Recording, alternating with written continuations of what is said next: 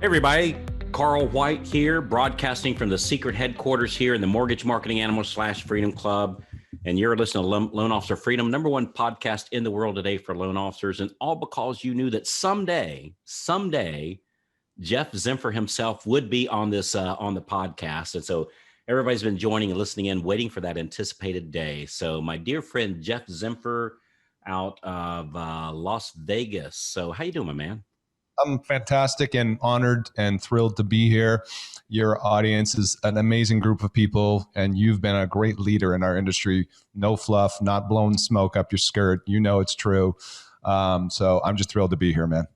Well, dude, I say this in all sincerity. It's only because I hang out with cool people like you, buddy. So I learn from the masters. I learn from the best. And the secret to having a cool group is have a cool group.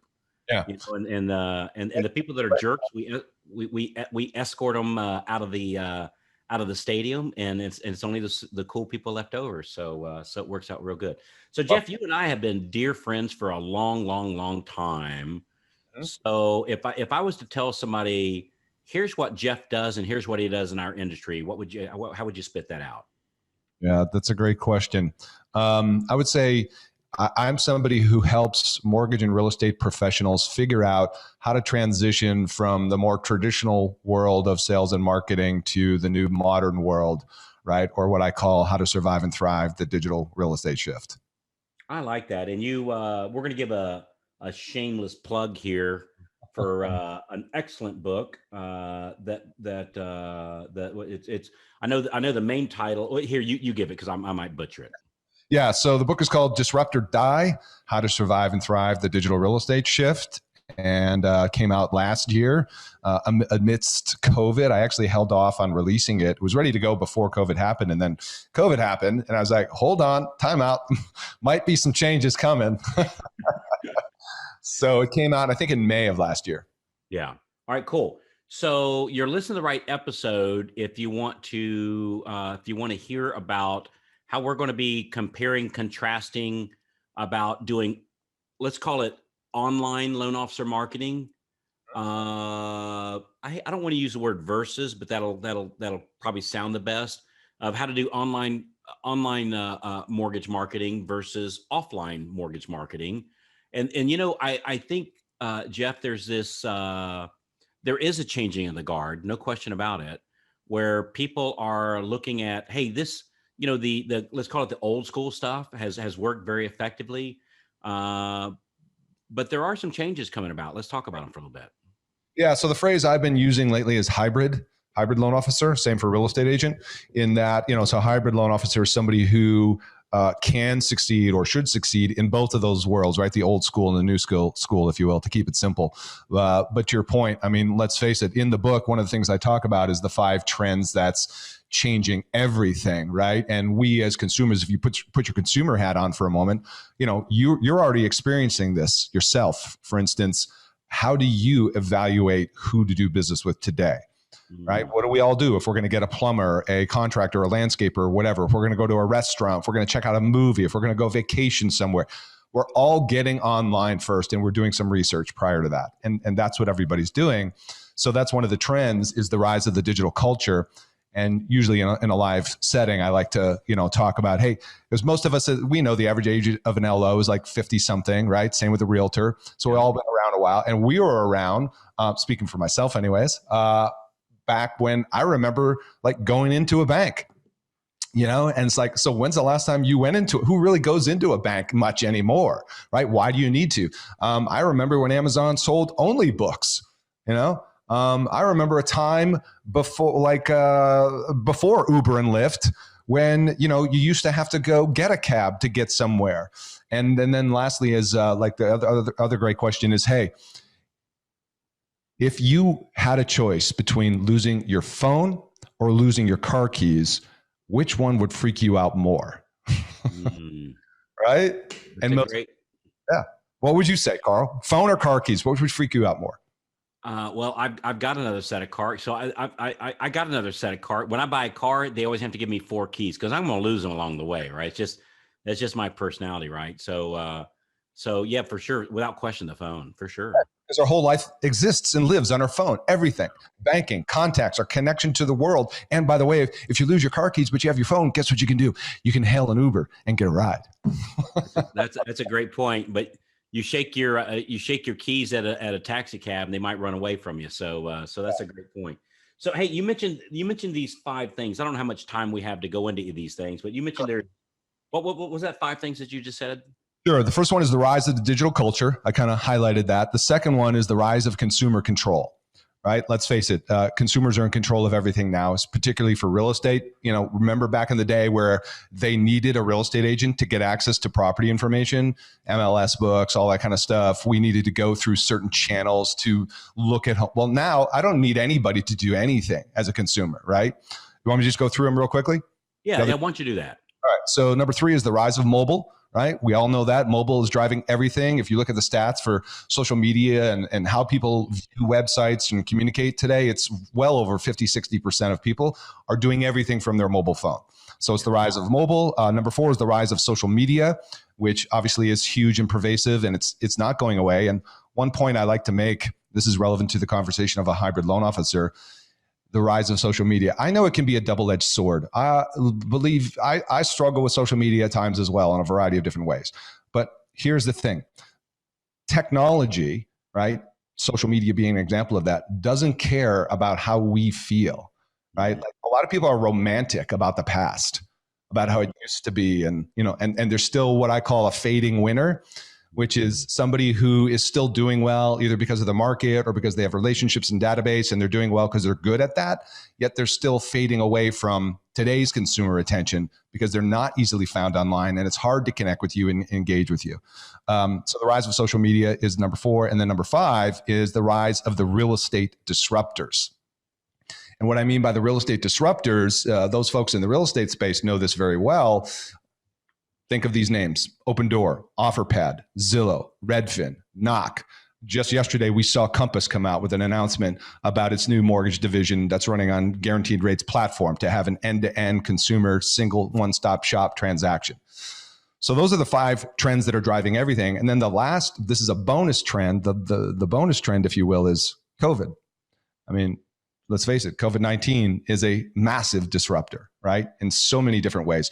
But specific for us in our context here today, it's a disruptor in how it has accelerated the use of what we're on here today: Zoom, virtual connections, virtual tours, selling home sight unseen. COVID's been impacting all of that in a big way. So if you're not on board, right, it's just that's a problem with the current market. People are still winning, so they're not feeling it as much today. But what about 3, 5, 10 years from now? I like that. You're talking about in the very beginning here when you go to buy something, what do you do? And you talk about going online. It's the funniest thing. Like if I was coming to Las Vegas, mm-hmm. and I say, hey man, I'm looking for a good barbecue place. And you say, hey, go to whatever. Susie's Barbecue. It's awesome. Right. First thing I'm going to do is I'm going to go to Yelp and I'm going to see what other people say. Right. And it never ceases. I know people have heard this before, but it never ceases to amaze me. I go look at strangers who I don't know who they are and judge your opinion of somebody that I do know who you are. It makes no sense to that whatsoever. If anything, I'd go, screw Yelp. They don't know what they're talking about. I know my brother, Jeff. Jeff would never lead me wrong. Right. He's somebody I can count on. And I know he loves barbecue, and yet I find myself on Yelp, mm-hmm. Looking at the reviews of the place that you would recommend, and it's just the weirdest thing. It's just the way that it is now. Well, what else happens is I'll give you the recommendation, but many people will still go online and research it themselves. Oh, for sure, 100% of the time. Like if you tell me to go, if you say, Carl, next time you come to Vegas, dude, the hot chocolate over at Mount Charleston. They up there on the top of the hill, they serve the most, which they do, most delicious. First thing I'm going to do is I'm going to look it up. I go, hey, tell me more about this thing. Hey, stranger who I've never met, tell me more about what Jeff was telling me. And it's just the way it is. So what would you say, like the classic loan officer right now, cranking along, doing pretty good, closing, I don't know, dozen or so loans a month, and things are going pretty good. what's one thing that he or she is likely not doing that, boy, if there's to do this one thing, what one activity would move the needle the most for them? Wow, that's a great question. As you know, right, coaching so many LOs for years, that's really contextual. So it kind of depends on a variety of things. I'm not skirting the answer, but each answer could be different based on the individual. But if I tried to give that one kind of generic answer that I see as a recurring theme across most LOs, presence, if you will, online, is I just don't see them simply showing up enough, Mm. often enough. And it's kind of an afterthought. For example, there's a lot of LOs that I'll go do an audit on their social profile or whatever, and I'll see like their pages are a ghost town. They haven't posted since December of 2019. Yeah. Because it was the Christmas family gathering or whatever. And here's the thing: on the surface, we may not. You hear a bunch of. You hear it too. Oh well, I don't really care about social or this or that. I was on a call once with a group of people, and this LO chimed in. He's like, "I've been successful for 15 years, and I'm not really on Facebook. Why the hell do I need to be on Facebook?" And I'm like, "Well, do you want to be successful for another 15 years?" Yeah, my horse and buggy works just fine. Why do I need one of them car thingies? Right. There you go. There's a good example. That's the same thing those people said, which is so great of an example, Carl. That's what they said. And then the horse and buggy was gone and nobody bought the horse and buggy anymore, right? Just like the Uber disrupted the taxi industry. So that's the fading winner. You're not feeling it right now because you're winning right now. And it's hard to gauge what you're missing out on, like referrals you get who don't choose you. You don't know why, because they went to try to look you up after you got the referral from the realtor, whoever. And they're like, oh, let me go look up Jeff. It's like, what the hell? Jeff is he really? God, he can't be that active. I can't find anything. You know what, Susie, let's go with this realtor here over here who's got all these videos and stuff like that. You know what I mean? Who's just like, wow, look at this content they have. They must know what they're talking about, right? It's funny you say that because I'll see some business I'm thinking about using or calling on for the different things that motorcycling or, renting stuff, or I've got a lake here in my front yard and it requires a lot of maintenance, so looking to do things and I'll look up, information about, you know what? I'm going to change thoughts here just for a second. Hang on a second. I want to come back to something. I got something that's kind of bugging me here that I want to talk about. On this, like for me, you said something a minute ago that I've been sitting here repeating it in my head so I wouldn't forget it. Like for me, I think I agree with you 100% that they're not showing up, right? And just like what you just said, you look up a business and you go to their website and they're not there, or they don't have a website. I doubt that it's a real business. Mm-hmm. And it's funny that it's so easy to do the online and the social, and you can make yourself look like McDonald's or Snickers or Nike or whatever, like pretty darn easily, and not spending that much money now. And that even though I know it's all hype, not all hype, it can be all hype, that I can have somebody working out of a barn, make it look like they're Ford Motor Company. I get all that. But when I go look online and they're not there, I think, wow, this is not a real company. Question. Yeah. But I think going back to the other thing, I think the thing that loan officers are really missing out on is, like, for me, and dude, I'd love to hear if you disagree with this, man. I'd love to hear it because you're the pro in this. For me, the online stuff is strictly for pre-indoctrination. So for me, my work that I do on Facebook and LinkedIn and some of the other places we do, and it goes back to your hybrid LO thing, that I'm warming up the crowd so that when I do call them, when I do my old school stuff, when I do go teach at a real estate class that they happen to be at, if I do an open house thing, that when I walk in, they know who I am. And so if I walk into the local, Tampa Bay Real Estate Association, I get this, hi, Carl, how you doing, Carl? Because everybody, not everybody, but Sure. a vast amount of people know who I am. strictly because of my online presence. And so it's not that I get, it's not that I necessarily get a ton of new loans strictly from my online presence, is that when I use this hybrid model that you're talking about, and I do call them, or they do get a an offer on their property that they're listing of, and my name is on the pre-approval letter, they know who I am. 100%. And so now this is a whole different conversation, that when we call that listing agent, telling them we do have a pre-approval letter for this borrower that they got 15 other pre-approval letters from, only one of them's got my name and they know who I am. And for me, that's always been the huge power of social media, is the pre-indoctrination. Does that make sense? 100%, man. It's brand perception. You know, what is the brand perception of you before you get to the call, the meeting, whatever? To what degree can you influence somebody before you get to the meeting, the call? There's a stat from, I don't know who this company is, but it's a company called Cone, C-O-N-E, but they had a survey that said 93% of consumers expect you to have a social media presence. It's kind of like, I remember I interviewed a realtor up in the Bay Area years ago. This guy was a mega realtor, and he likened the presence online with social media today to that of the yellow pages of old. Like, remember the old days? And your younger audience is laughing at the yellow pages right now. But remember, we used to use the yellow pages to look a business up, didn't we? Yeah. That's how we found a bit, or that's how the business was legit. And that is kind of the equivalent today, is if I can't look you up, to your point earlier, how do I know you exist?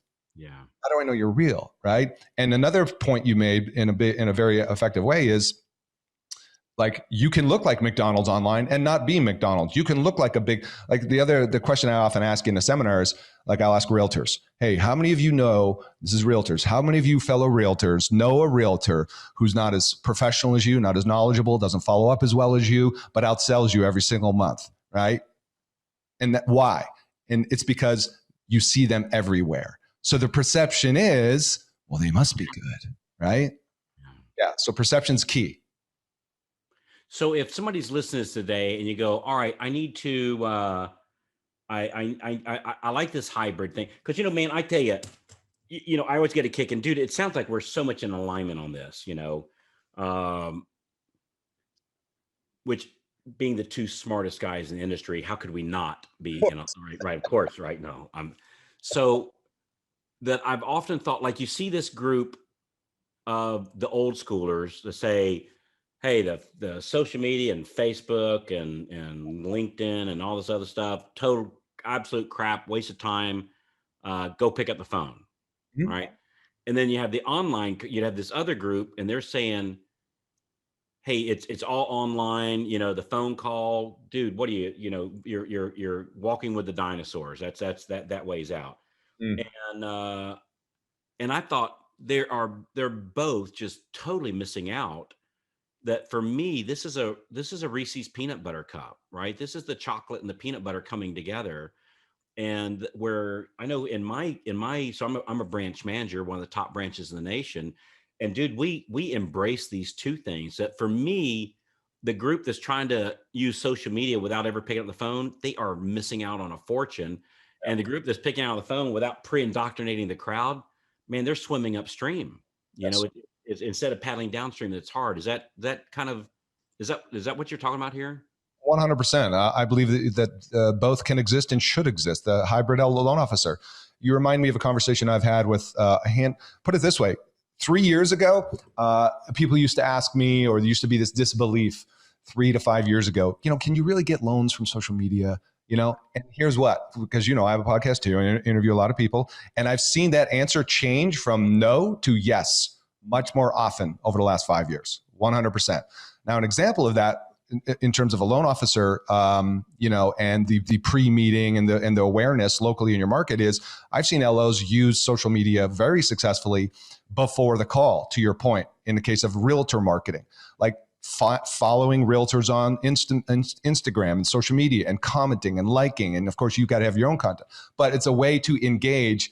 It's like a friend of mine said, it's the new version, it's virtual networking at scale, right? Because in a networking room, you can only shake hands with so many people, right? Online, right, you can scale that up and shake hands with a hell of a lot more people than you can in one room. So that's what he did, particularly himself, to build his realtor database, is he used Instagram in this case as a CRM, as a way to engage with realtors, build a like and follow his own community prior to the call. Then the call comes and I'm like, hey, Carl, what's up? This is Jeff. And they're like, hey, Jeff, what's up? It's like, you already know me because I've been liking and engaging on your content in a sincere way, you know? And so the wall's down, the resistance is down, and then they'll take your call and they'll take your offer more often than if it was a complete cold call. So I think you and I are saying the same thing. Yeah, I agree. I agree 100%. So, hey, just real quick, I want to make sure we're going to do a couple shameless plugs here. Okay. What's the name of your podcast that you do? Mortgage Marketing Radio. Mortgage Marketing Radio. So I listen to it a lot. We've been friends for like way before you did that podcast, but so Mortgage Marketing Radio. So if you're listening to this, go check it out. Jeff's one of the good guys, man. There's there's a handful of really cool people and that's been around for a long time and very helpful. And you do that because you also do a thing which will be another episode. I think probably what most people know you for is you teach classes for loan officers on how to teach classes to real estate agents, which has been very successful campaign. For me, that's worked out really well. Yes.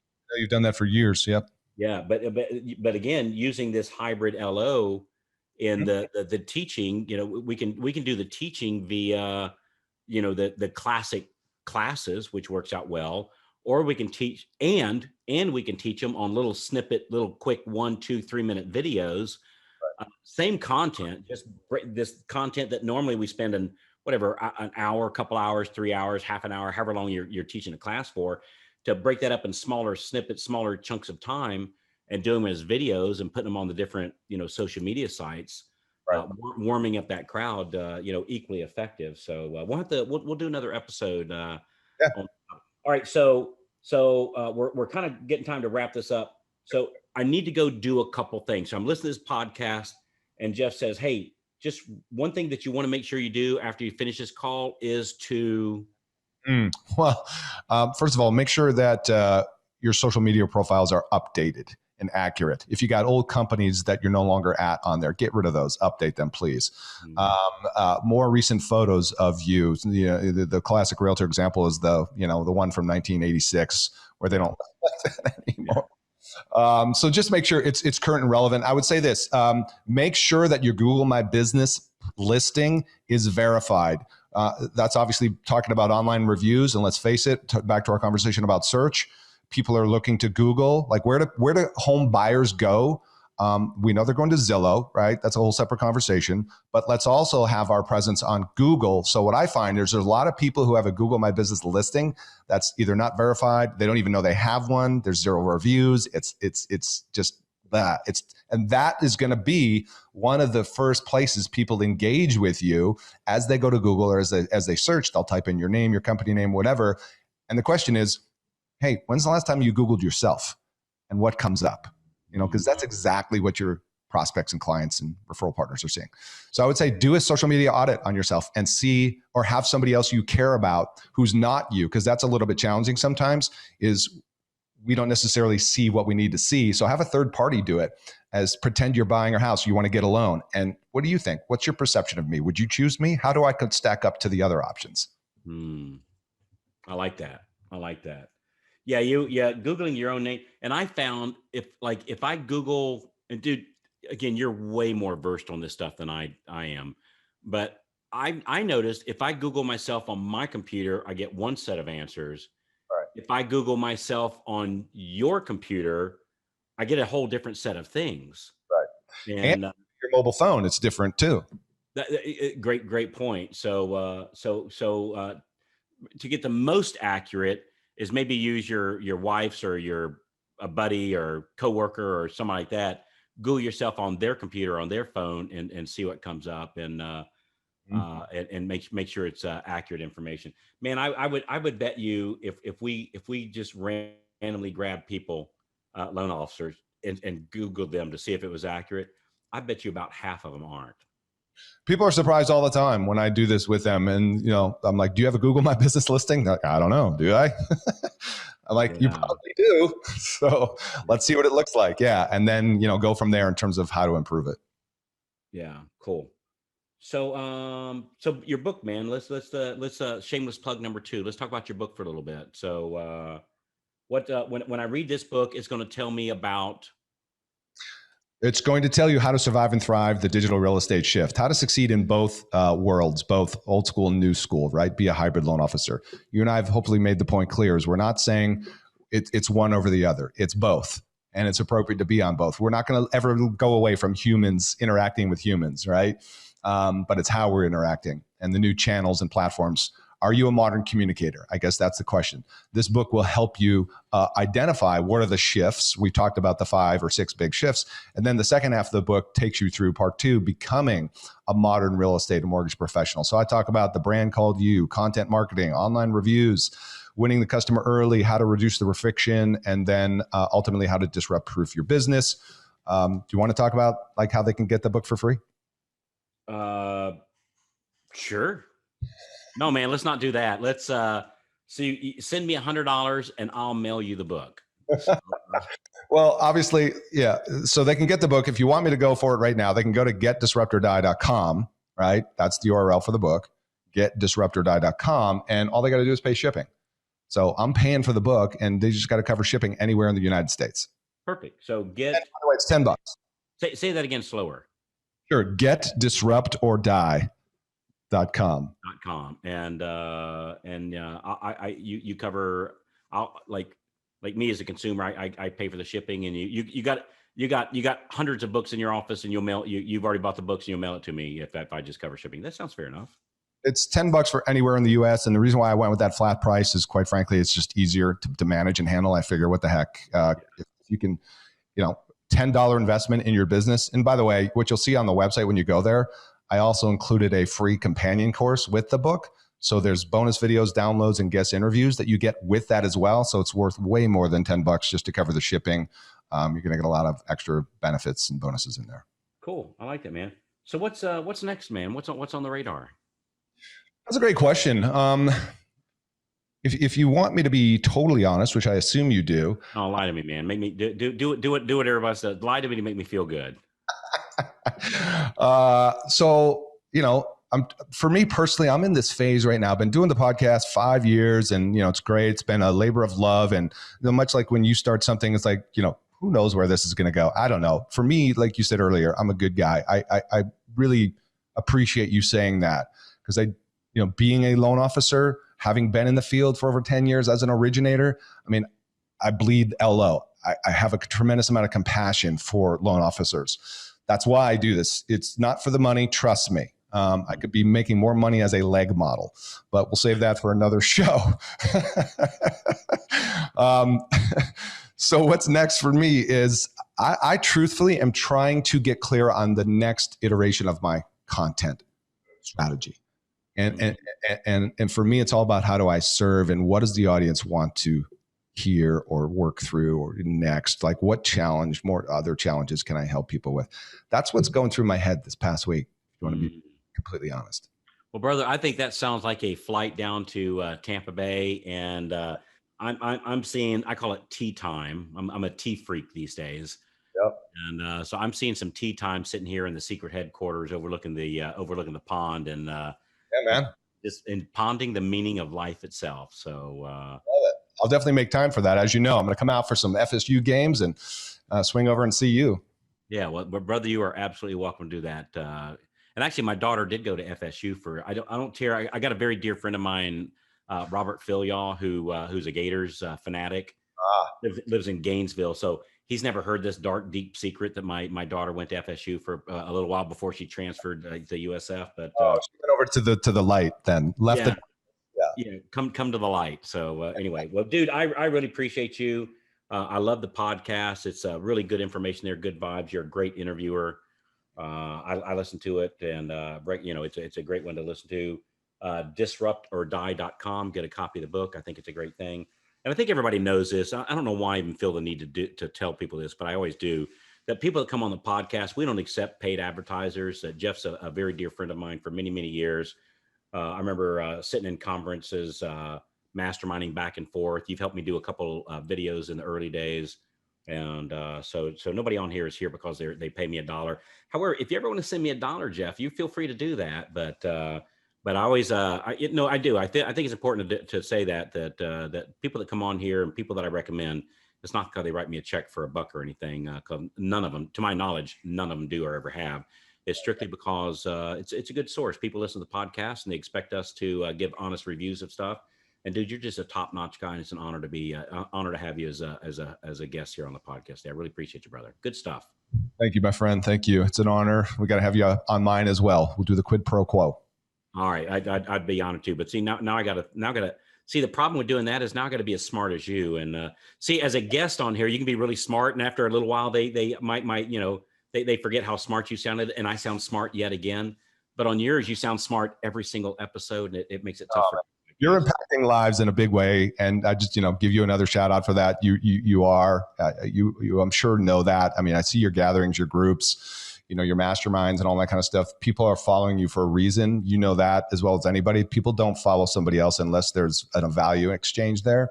And listen, you've held court with thousands of people for years, so same respect back to you, man. You know what I think the secret sauce there is, man. And I might edit this part out, but you know what the secret sauce of that has been? Is I think what I do is I help people realize how great they can be. That's a God's truth. So that's not a marketing hype. That's not a tagline. Right. Is I see people when they're closing like 3, 4, 5, or 10 or 20 or even 50 loans a month. I see who they really are. I don't know. It's just like a. I don't mean to get weird here, but it's like a sixth sense or something that I can see people. Yeah. And I see greatness inside of them, who was it? Michelangelo. I think he was the one. So people asked him, how does he carve these wonderful statues? And he says, I see the rock. Everybody else sees a rock. I see Athena. Right. And I just I take away everything that doesn't belong for this to be Athena. And I don't know. That's just I might edit this part out, but I don't want to get too weird on everybody. But I see greatness inside people, and just getting rid of all the clutter and understand. You know what it is, man, is people don't understand of how wonderful they are and how successful they can be. And we get these visual images of ourselves. And I know for me, they suppressed me for years.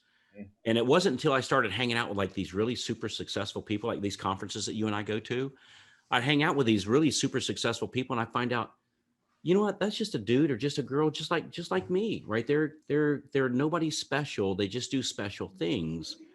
And it's not because they're this, not everybody's an Anthony Robbins. Like, so just normal people can be wildly successful. So anyway, that's a whole nother topic, and I'll probably edit this part out, but it's 100% spot on though, but I love it. And that's why you do well, because you're coming from the heart, man. And you really do want to affect change.